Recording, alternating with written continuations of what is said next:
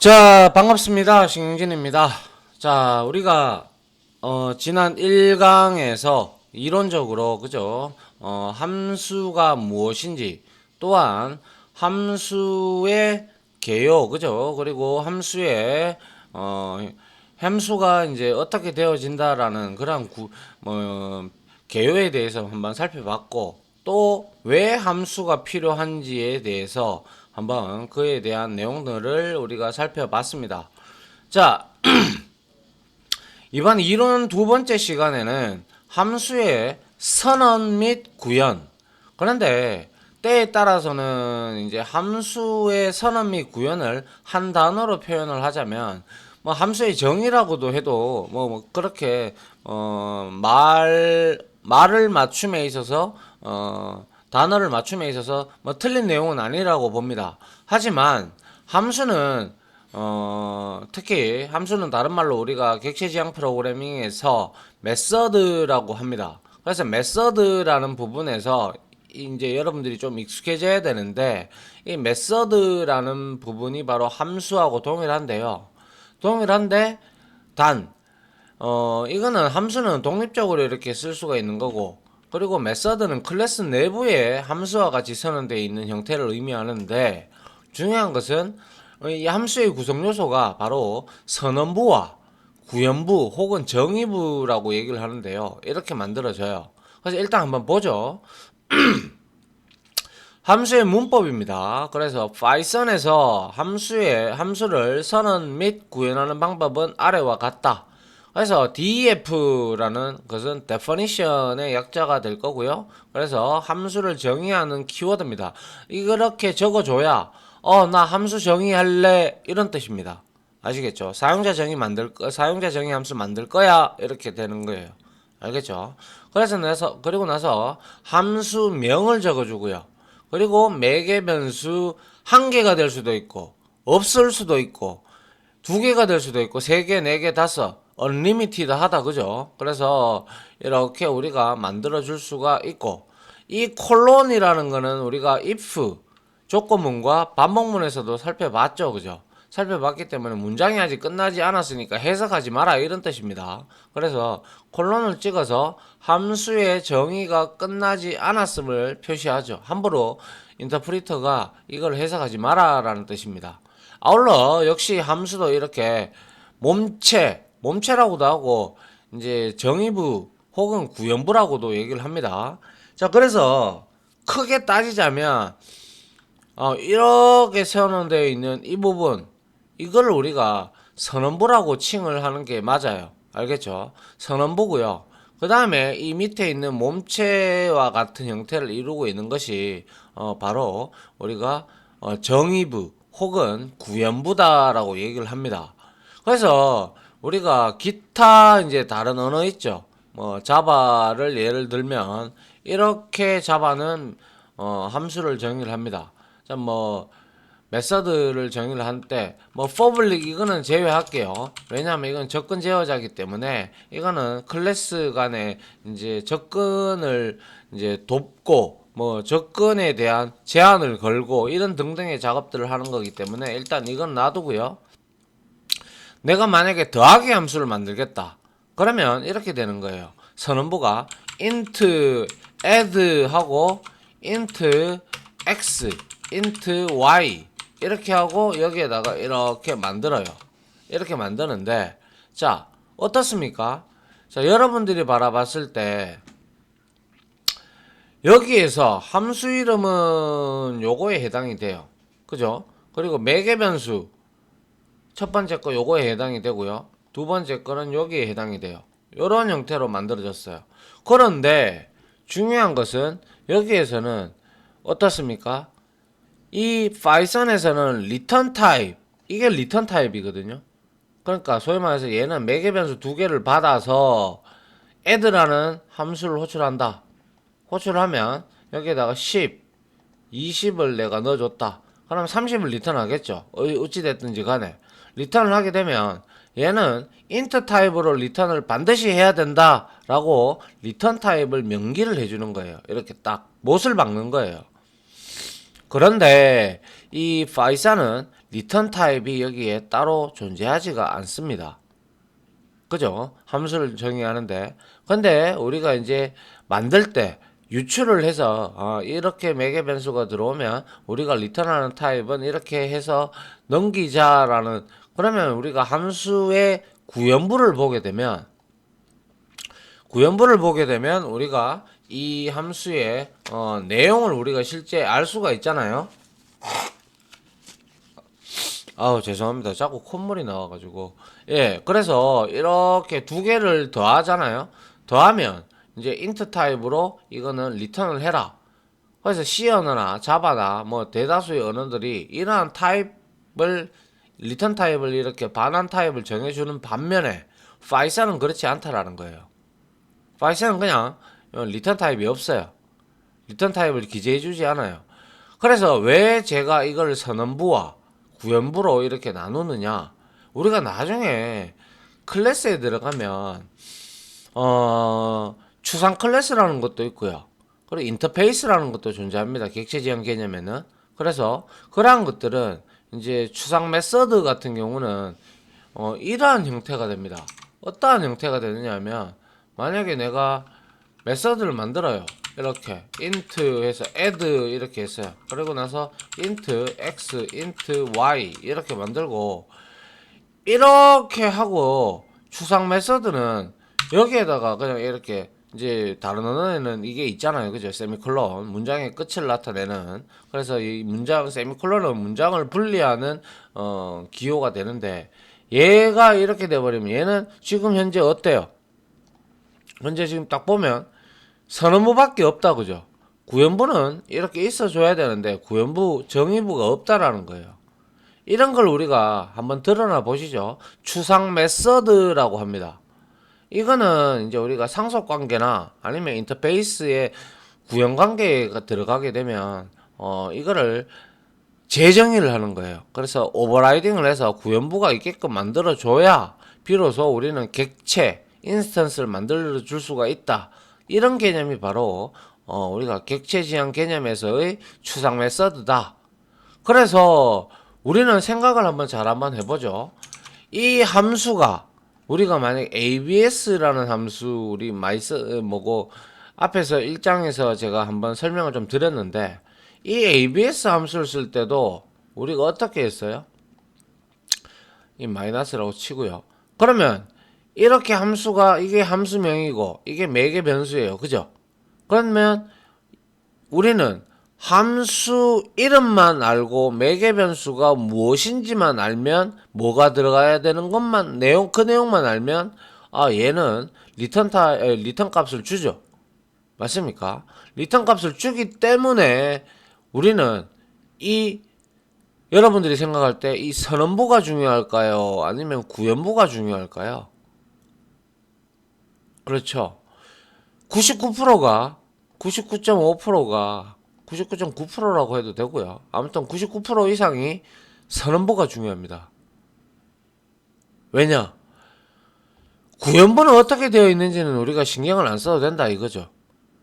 구현부가 이제 어떻게 뭐 만들어지든 간에 우리는 이 선언부의 내용, 즉 함수명과 이 함수를 호출하기 위해서 매개 변수를 몇 개로 정의가 되어 있는지 정도만 알고 있다면, 우리는 이 함수를 기재를 해서 코드로 쳐서 이 함수의 내용을 호출해 보면, 그 결과값을 받아보면 대충 여기에 유출을 해볼 수 있잖아요. 그죠? 맞나요? 그렇기 때문에 우리가 객체 지향 프로그래밍을 나중에 어차피 해야 되고 어차피 그쪽으로 가야 된다면 이렇게 선언부가 그만큼 중요하다라는 거예요. 이해됩니까? 예. 이게 근데 지금은 이렇게 저한테 내용을 듣기만 들어보시고 그 다음에 아하 그때 한번 들어봤었다 라는 정도로 여러분들이 그냥 가볍게 넘어가 주시면 좋을 것 같아요. 아시겠죠? 예, 일단은 중요한 거는 선언부보다 이 함수를 이제 우리가 선언부와 구현부로 나뉘는데, 선언부가 구현부보다 중요하다 라는 것만 여러분들이 기억을 해주시고, 또 아울러 정리를 한 가지만 더 해주신다면 다른 언어에 비해서 얘는 definition이라는 키워드를 정의를 해야 되고, 아울러 return 타입을 데이터 타입을 정의해주지 아니한다. 아울러 매개 변수를 던질 때도 얘는 뭡니까? 앞에 데이터 타입이 안 들어가죠.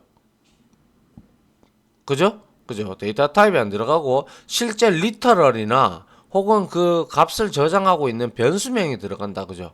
그래서 우리가 뭐 어차피 변수 부분부터 배워왔기 때문에 얘는 데이터 타입을 앞에다가 이렇게 명시를 하지 않고 그냥 A는 100이 될 수도 있고 100이 들어감과 동시에 얘는 타입이 클래스 인트 타입이 돼버리죠. 클래스 인트. 그죠? 그리고 A에다가 만약에 내가 이렇게 A, B를 입력을 했다. 그러면 얘는 인터프리터가 그대로 이렇게 얘는 클래스 str 스트링이다 라고 이렇게 나오는 거죠. 그래서 이렇게 실행을 함과 동시에 타입이 정해지는 거죠.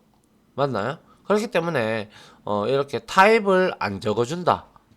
그런데 타 언어들은 타입을 다 적어주더라 라는 것이죠. 그러한 점들을 여러분들이 좀 정리를 해 두시면 추후에 이제 우리가 객체 클래스 단에 들어갔을 때 제가 이런 말씀을 드린 부분이 이제 하나하나씩 다시 한번 더 복기를 하시고 들어봤는데 정도만 되면 됩니다. 그리고 나서 그때 가서 제가 좀 더 디테일하게 설명을 드리면 여러분들도 충분히 이해하실 수 있을 거라 개인적으로 생각을 합니다. 자, 그래서 한번 이어서 계속 보도록 하죠. 자, 함수는 말씀드린 바대로 크게 선언부, 헤더라고도 부르는 사람들도 있고요. 선언부와 구현부, 다른 말로 정의부라고도 하고 몸체로 부르기도 합니다. 그래서 나누어진다. 선언부에는 def, definition이죠. 그죠? 키워드로 시작을 하여 이어서 함수 이름, 함수명이다. 그죠? 그 다음에 매개 변수. 그죠? 갈로 열고 매개 변수가 들어오죠. 그래서 매개 변수는 다른 말로 우리는 앞서 강의에서도 말씀드렸지만 누차 이렇게 강조하는 이유는 당연히 타서적들이나 인터넷 서칭을 해서 보시게 될 때 이러한 용어들이 나오기 때문에 제가 여러분들한테 똑같은 의미다라고 말씀을 드린 바 있어요. 그죠? 다시 한번 더 복귀하죠. 매개 변수, 인자값, 파라미터, 그리고 아규먼츠 다 동일한 의미입니다. 를 적어주며 끝에 콜론을 찍어준다. 콜론을 찍는 이유는 아시다시피 콜론은 인터프리터에게 성급하게 해석하지 말라고 하는 의미죠. 아직 끝나지 않았으니까. 그죠? 그래서 함수는 구현부, 정의부, 몸체까지 입력되어야 비로소 해석을 시작할 수가 있다. 이 말이에요. 그래서 좀 앞서가는 내용이기는 하지만 아까 전에 제가 추상 메서드에 대한 내용을 했죠. 추상 메서드는 구현부가 없다라고 했어요. 그죠? 구현부가 없기 때문에 얘는 이제 객체 지향 개념에서 상속이나 아니면 구현이나 이러한 방법으로 우리가 이제 조상 클래스에서 자손 클래스가 가면서 조상 클래스에 있는 추상 메서드를 오버라이딩을 하더라. 그래서 재정의를 해서 그거를 몸통부가 있는, 즉 정의부가 있는 몸체로 만들어서 그리고 나서 우리는 객체, 즉 인스턴스를 생성해서 사용을 할 수가 있는 거예요. 그래서 추상 메서드가 한 개라도 존재하면 우리는 그거를 추상 클래스라고 얘기를 하는데 걔는 인스턴스를 절대 만들 수가 없습니다. 아무튼 지금은 어려운 내용이니까 그냥 한번 들어봤다라고 생각을 하시고 그냥 가볍게 넘기시기 바랍니다. 아시겠죠? 일단은 여러분들은 이렇게 생각하세요. 함수는 이렇게 만드는데 구현부하고 선언부가 동시에 존재를 해야 된다. 그래야 비로소 얘는 함수 이름을 호출을 했을 때 매개변수 적당한 매개변수를 줬을 때 우리가 이 문장을 즉 구현부에 있는 실행 내용을 실행하더라. 실행하는 것이다. 이렇게 생각을 하시고 지금은 궁극적으로 함수를 쓰는 이유는 코드의 재활용, 코드의 중복을 제거하고 유지보수를 편하게 하기 위해서 쓴다. 라는 정도를 여러분들이 생각을 하시면 될 것 같아요. 일단은요. 객체지향 개념을 떠나서 간에 알겠죠? 자, 그래서 매개 변수는 뭐 다들 아시다시피 우리가 함수를 몇 개 써봐서 아시다시피 외부에서 전달되는 데이터를 함수로 전달하는 변수이다. 함수의 구현부는 함수가 수행하는 작업을 위한 명령어들의 집합으로 이렇게 되어 있어요. 블록을 만들어줘야 되겠다. 그죠? 예, 블록 만들어주고요. 그래서 아주 아래 간단한 함수 예를 다음 슬라이드에서 보고 이해하도록 하자. 한번 볼까요? 네, 한번 보도록 합니다. 보니까 이렇게 되어 있어요. 함수의 구현과 호출 되어 있어요. 아래와 같이 함수를 선언 및 구현하고 호출하면 되는 것이다. 이거 아주 간단한 함수를 지금 선언해놨네요. 그죠? def 해서 definition을 적고 say underbar hello라고 적어놨어요. 그래서 매개 변수는 무엇인지는 모르겠으나 name이라는 매개 변수를 받고 여기에 어떠한 데이터 타입이 들어오는 거는 우리가 say hello 10을 입력을 하든 say hello 뭐 누구 이름을 입력을 하든 등등이 될 텐데 제가 말씀드렸다시피 변수의 이름이나 함수의 이름이나 둘 다 의미가 있는 이름으로 적어주는 게 명명해주는 게 좋다. 라고 말씀드린 바 이미 있습니다. 강의할 때, 그죠? 그래서 얘는 name이니까 이름이 입력이 들어갈 거고, say hello라고 되어 있으니까, 안녕이라고, hello라고 말하는 함수다라는 걸 추측을 할 수가 있네요. 그죠? 그리고 나서 구현부에는 한 줄로 딱 되어 있네요. print하고, 안녕. 이거는 함수, 우리가 만든 사용자 정의 함수에 내장 함수를 이렇게 이용한 거죠. 파이썬에서 제공하는. 그죠? 그래서 안녕, name. 이렇게 돼버리면, 이렇게 하나만 선언해두면, 우리는 만약에 프린트하고 안녕, 뭐 홍길동, 안녕, 뭐 신은혁, 뭐 안녕, 뭐 이렇게 우리가 프린트로 적어줄 것을 그냥 간단하게 say, hello, 철수. 그래서 안녕 철수가 이렇게 이제 우리가 실행이 돼서 나오는 걸 볼 수가 있죠. 자, 이건 함수명이다. 그죠? 이렇게 정의해 놨으면 say hello를 호출할 겁니다. 호출하면서 사용자가 여기에 이거를 실제 리터럴 값 형태의 형태로 줘도 된다고 했지만 우리가 사용자로부터 입력을 받아서 그 변수 값을 줘도 된다라고 했죠. 그죠? 그래서 여기에 철수라는 곳에다가 철수라는 데이터 값을 name에다가 우리가 이거를 이제 call by value라고 하는데 복사가 되어지는 거예요. 복사가 되어지면서 print하고 안녕 철수 이렇게 되는 거죠. 만약에 여러분들이 지금이야 이게 한 줄이니까 크게 여러분들이 뭐 별 의미가 없을 거라고 생각할 수도 있겠지만 뭐 이렇게 또 그냥 프린트 쓰면 안 돼? 뭐 이렇게 할 수도 있지만 이 내용이 함수의 구현부가 내용이 굉장히 길어진다라고 계산을 해보세요. 그렇다면 그러한 내용들을 여러분들이 도출하기 위해서는 지속적으로 그러한 내용들을 코드의 중복을 감내해 가면서 적어 나가야 된다는 것이죠.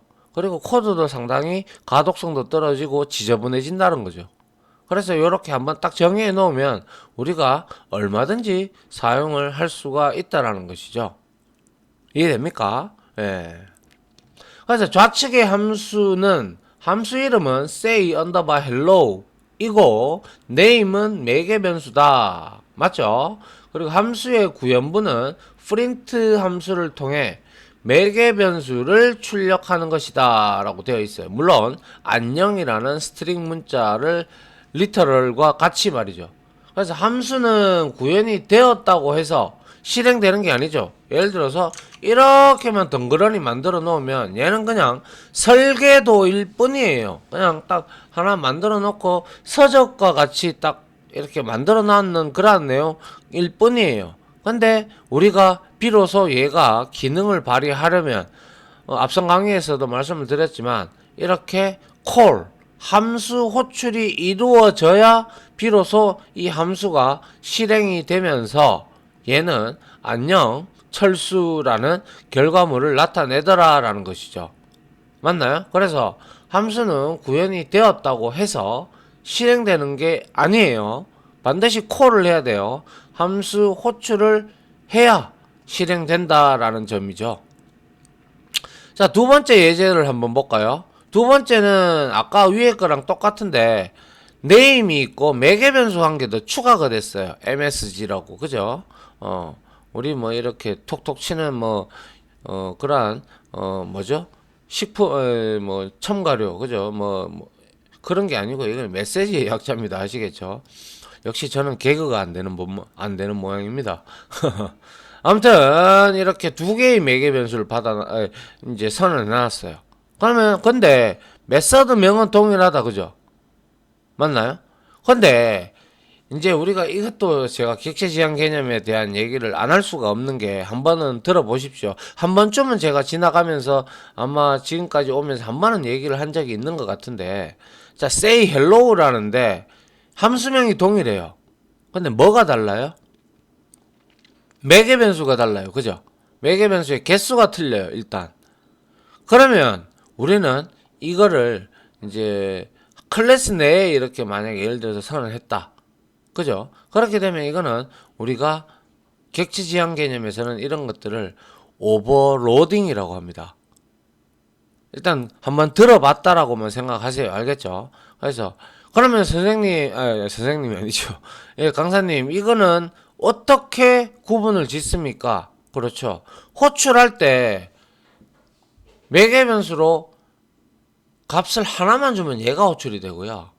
두 개를 주면 얘가 호출이 된다. 이 뜻입니다. 아시겠죠? 그래서 얘를 호출하는 방법은, 자, 이거는 name이라는 변수에다가 철수를 이렇게 할당을 한 거고, MSG, 메시지에다가는 어서 집에 오너라라고 문자를 이렇게 할당을 한 거죠. 그리고 나서 say hello 하고 name과 MSG를 던졌어요. 그럼 역시 여기에 있는 값들이 여기에 복사가 되면서 여기에 안녕, 철수야, 어서 오너라, 어서 집에 오너라, 이렇게 출력 결과가 나온다는 것이죠. 이해됩니까? 예. 그래서 매개 변수가 서로 다르다라는 거. 그래서 엄연히 다른 메서드다, 다른 함수다라는 거예요. 알겠죠? 그래서 좌측의 함수 이름은 say hello고, name, msg는 매개 변수이다. 함수의 구현부는 프린트 함수를 통해 매개 변수를 출력하는 것이죠. 동일한데 단지 차이점은 매개 변수 한 개다. 이건 매개 변수가 두 개다. 라는 그러한 차이점이 존재하더라라는 것이죠. 자, 그리고 이 부분은 우리가 한번 봤다. 그죠? 앞에서 우리가 1강에서 제가 여러분들한테 설명을 드릴 때 getSum이라는 게 그림으로 우리가 한번 봤죠. 자, 이거 한번 봅니다. 이거는 코드가 좀 있다. 그죠? 코드가 좀 있는데 return이라는 키워드도 있어요. return은 되돌려주다라는 뜻이죠. 그래서 자, 일단은 호출을 한번 해보죠. 자, value에다가 저장을 할 건데 이 함수를 호출해서 결과가 있죠. 이거는 return 값이 존재하니까 받아줘야 된다는 거예요. 안 받아줘도 상관은 없습니다.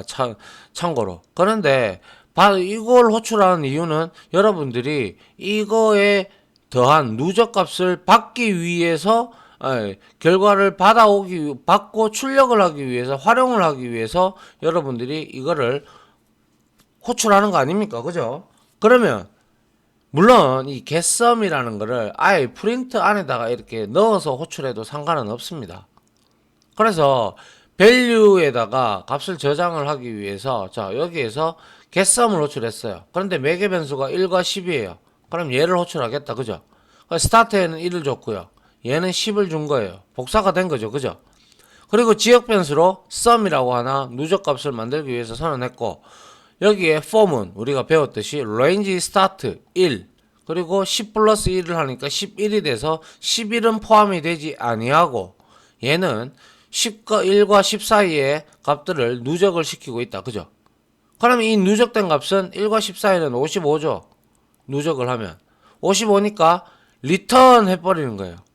결과를 리턴을 하니까 이 함수를 호출하면 여기에 리턴 값을 명시를 안 해줬음에도 불구하고 얘는 리턴을 해준다라는 거죠. 어떻게?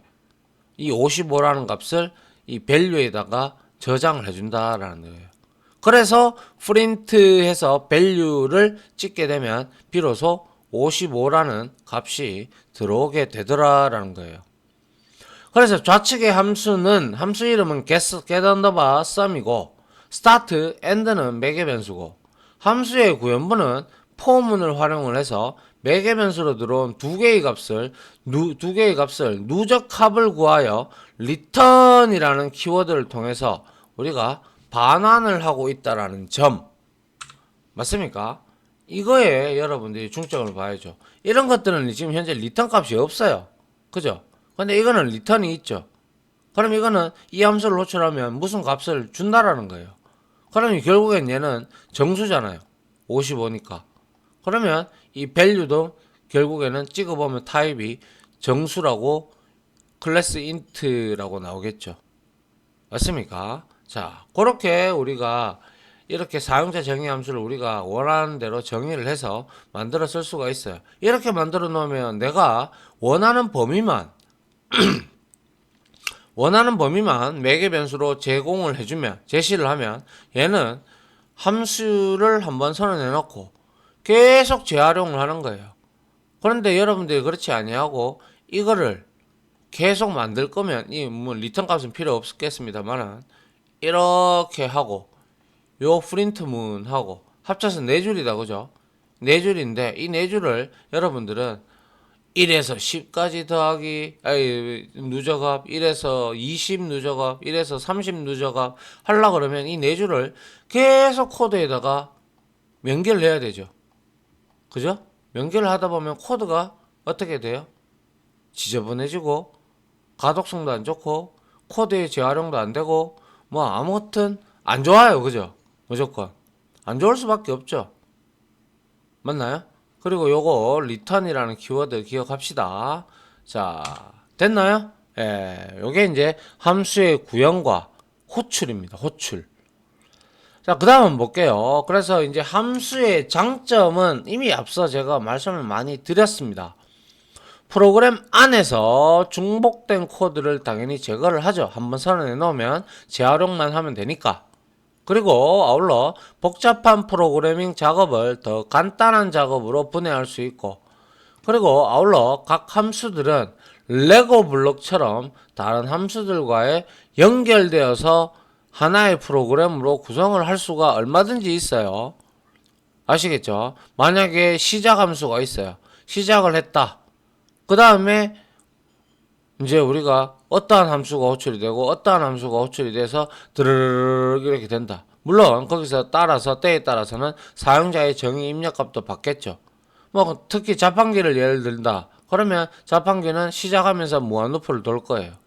그죠? 무한루프를 돌면서 커피를 눌렀을 때 커피 중에서도 뭐 밀크 커피나 뭐 블랙 커피나 설탕 커피나 프린 커피가 있으면 그거를 버튼을 눌렀을 때 사용자의 입력이 딱 터지죠.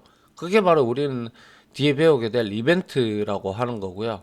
딱 터지면 그에 해당하는 1번이 터졌으면 만약에 밀크 커피를 이제 인베디드 이제 프로그램에 심어 놓으면 우리가 그 칩에서 그걸 1번이 눌러진 걸 인식을 하고 그에 관련된 함수들이 호출이 쫙쫙쫙쫙 되면서 종이컵이 나오고 거기에다가 뭐 밀크 커피니까 뭐 커피가루, 물 그리고 뭐 또 뭐 있나요? 뭐 여러 가지 첨가물들이 돼서 이제 그 몇 초 동안 한 1분에서 2분 사이에 커피가 만들어져서 온도는 몇 도 등등 해서 나올 겁니다. 그죠? 예, 그런 겁니다. 그리고 함수는 한번 만들어지면 다른 프로그램에서도 얼마든지 재사용할 수 있다라는 거예요. 그래서 다시 무슨 말이냐? 우리가 이렇게 함수를 만들어 놓고 라이브러리 파일을 만들었다. 그냥 임포트만 하면 된다는 거예요. 임포트 해가지고 우리가 그걸 가져다 쓰겠다라고만 명기만 해놓으면 우리는 만들어 놓으면 그거를 우리가 호출하면 되는 거예요. 우리가 랜덤 함수라든지 매스라든지 이런 것들 그렇게 썼잖아요. 똑같은 거예요. 알겠죠? 아울러 함수를 사용하면 가독성이 증대가 되고 유지관리도 매우 쉬워지죠. 맞잖아요. 뭐가 틀렸다, 잘못된 결과값이 나온다, 그럼 소스 코드 건드릴 필요 없고 함수의 정의부, 즉 선언부와 선언부와 구현부를 우리가 다시 한번 더 면밀히 검토를 하면 되는 것이죠. 그러면 한번 그렇게 다시 만들어 놓고 컴파일링해서 다시 우리가 그 실행 파일들을 이제 릴리즈하고 업데이트하면 끝이에요. 그죠? 예. 그리고 기존 파이썬에서 제공하는 함수들의 사용법을 알고자 한다면, 자, 닥스, 자, 이건 이제 도큐멘테이션입니다. python.org 3.8, 우리가 지금 3.8.7 버전을 사용을 하고 있어요. 3.9.1이 최신 버전인데, 최신 버전보다는 한 단계 아래 버전을 사용하는 게 좋다, 안정성이 입증이 됐으니까. 그래서 참조하면 된다라고 되어 있고요. 그래서 이거를 클릭해서 들어가 봅니다. 들어가 보면, 자, 이렇게 요렇게 요 화면이 나오죠. 그죠? 요 화면이 나오면 여러분들이 여기서 여기 다행스럽게도 코리안이라고 있어요. 그죠? 한국어로 번역을 해줍니다. 그러면 이렇게 이 문서 내려받기도 있고 뭐 여러 가지가 있는데, 여기에서 우리가 살펴볼 것들이 바로 라이브러리 레퍼런스, 그리고 언어 레퍼런스, 뭐 이런 것들을 우리가 여기서 활용을 할 수가 있어요. 그래서 라이브러리 레퍼런스에 들어가 보면, 자, 여기에 내장 함수들이 있어요. 그죠? 이거를 클릭을 해보면 대다수의 내장 함수가 여기에 존재를 하죠. 우리가 봤던 ABS, 그리고 우리가 또 봤던 게 min, max는 어디 갔나요? 안 보이네요. 뭐 아무튼 이러한 함수도, max 여기 있네요. 자, 이런 것들을 여러분들이 클릭을 한번 해봅니다. 자, 예를 들어서 제가 ABS를 클릭을 해봤어요. 해보니까 여기 짠 하고 나오죠. 그죠? 그래서 숫자의 절대값을 돌려줍니다. 인자라고 나오죠. 그죠? 우리는 매개 변수, 인자값, 파라메타, 아규먼트 동일한 내용이라고 했으니까. 그래서 인자는 정수 또는 실수입니다. 인자가 복소수이면 그 크기가 반환이 됩니다. 그죠? 이런 형태로 알려준다는 거예요. 무슨 말인지 아시겠죠? 뭐 이발 같은 경우도 한번 보면 얘는 뭐예요? 대괄호가 있으면 이거는 생략, 대괄호가 있으면 이렇게 생략 가능하다라고 제가 말씀을 드렸어요. 인자는 문자열, 글로벌즈, 로컬즈가 제공된다. 뭐 이렇게 쭉 내서 이렇게 x는 1이다. 그러면 이발은 이렇게 해서 결과값이 이렇게 나오더라. 이런 형태로 이제 설명이 다 나오는 거죠. 그리고 예제 코드도 이제 이런 형태로 제시를 해주는 거예요. 그래서 여러분들은 여기 이거를 여러분들이 복사해가지고 붙여넣기 해서 크롬이나 여러분들이 쓰시는 브라우저에다가 즐겨찾기 해두시면 바이사들 공부하실 때 매우 도움이 될 거라 개인적으로 생각을 합니다. 자, 그리고 함수의 이름인데요.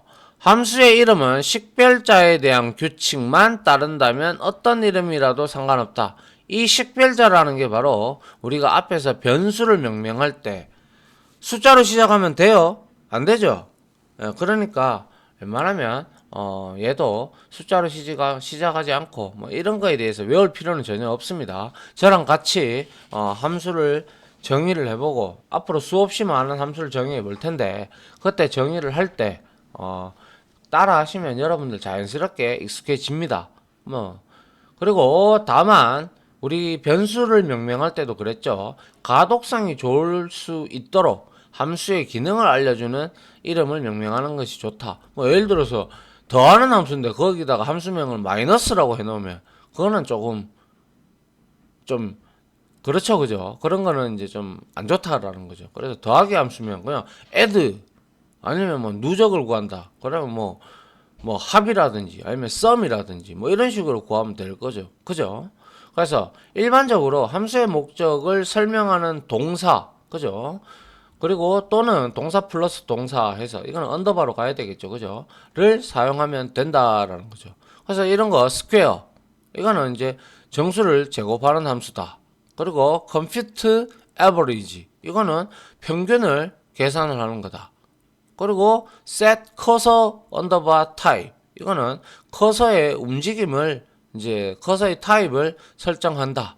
뭐 이러한 뭐 그러한 내용으로 우리가 이렇게 함수명을 정해주면 상당히 괜찮다, 이렇게 우리가 볼 수가 있는 것이죠. 됐나요? 예. 자, 그 다음에 이제 요게 오늘 이번 강의에서 마지막으로 설명을 간단히 하고 끝낼게요. 이제 이미 알아요, 우리가. 그래서 함수의 호출. 함수를 선언하고 구현하는 최고의 목적은 바로 만들어 놓으면 뭐예요? 왜 만듭니까? 호출해서 쓰려고 만드는 거 아니에요. 그죠? 그래서 함수를 실행시켜 그 기능을 하도록 하는데 있는 거죠. 그렇다면 함수를 사용하려면 당연히 호출, 콜이라고 있습니다. 해야 하는 것이다. 함수 호출, 펑션 콜이라는 그냥 print라는 함수와 같이 그죠? 함수의 이름을 적어서 코드로 적어주면 되죠. 물론 매개 변수가 존재한다면 매개 변수와 같이 적어주면 되는 것이고요. 그래서 함수 안에 문장들은 그렇게 우리가 명령어들을 이렇게 나열을 해놨다면 그런 것들은 우리가 콜을 해야 함수 호출을 해야 비로소 얘는 호출되기 전까지는 실행이 전혀 안 되죠. 함수가 호출되면 비로소 함수 안에 문장들이 순차적으로 실행되면서 실행이 끝나면 다시 얘는 호출한 곳으로 돌아갑니다. 자, 예를 들어서 getSum을 우리가 앞에서 만든 getSum을 호출한다라고 생각을 해보면 이렇게 되겠죠. 자, 이렇게 프로그램이 스타트가 됐어요. 그리고 나서 리절트에다가 대입을 할 건데 그 결과값을 getSum은 리턴 값이 있었잖아요. 그래서 getSum을 호출하는 거예요. 그럼 호출하는데 갔다가 이 내용 쭉 다 실행하고 리턴 값 받아서 일로 들어오는 거죠. 맞죠? 그리고 얘도 역시 마찬가지죠. 동일하게 가는 거죠. 이렇게 한번 정의를 쫙 해놓으니까 얘는 프린트 해서 여기다가 getSum을 이렇게 한번 호출했고 한번 활용했습니다. 그죠? 그리고 나서 얘는 55라는 값을 가지게 될 것이고 찍을 것이고 그 다음에 두 번째 얘한테 갔을 때 getSum이 하는 게 두 번 활용이 된 거네요. 그래서 1에서 20까지 누적값을 구해서 얘는 210을 이렇게 출력을 하게 된다는 거죠. 그래서 여러분들은 얼마든지 범위값만 제시하면 이 get underbar sum이라는 함수를 지속적으로 호출해 가면서 그러한 해당 범위에 매개 변수의 범위에 따라서 누적값을 여러분들이 얼마든지 호출만 통해서 구할 수가 있다. 이게 바로 함수를 쓰는 이유입니다. 이유. 아시겠죠? 그래서 함수는 일단 작성되면 위와 같이 몇 번에 걸쳐서 상관없이 필요하다면 여러분들이 마음대로 호출하셔도 된다라는 것이죠. 이것이 바로 함수의 가장 큰 장점인 것이다. 아시겠죠? 이제 대충 무슨 내용인지. 대충이라고 생각이 드시면 다시 반복하시고 이해가 될 때까지 반복을 좀 해주시고 정리를 해주시기 부탁드릴게요. 알겠죠? 아침이라서 목이 좀 감기나요, 제가. 여튼 이렇게 함수에 대해서 디테일하게 살펴봤으며 아울러 장점, 구현과 호출, 그리고 문법 등등에 대해서 이번 시간에 좀 했습니다. 좀 구체적으로 살펴봤고 제가 정리해야 될 부분들이 꽤 있다라고 했고요. 여러분들 좀 정리를 좀 해주시길 부탁드리고요. 저는 이만 강의를 마치고 다음 시간에는 이 함수를 이제 만드는 실습 강의로 찾아오도록 하겠습니다. 아무튼 지금까지 강의 들어주신다고 수고하셨고요. 저는 이제 다음 강의로 찾아뵙도록 하겠습니다. 자, 다들 고생하셨습니다. 감사합니다.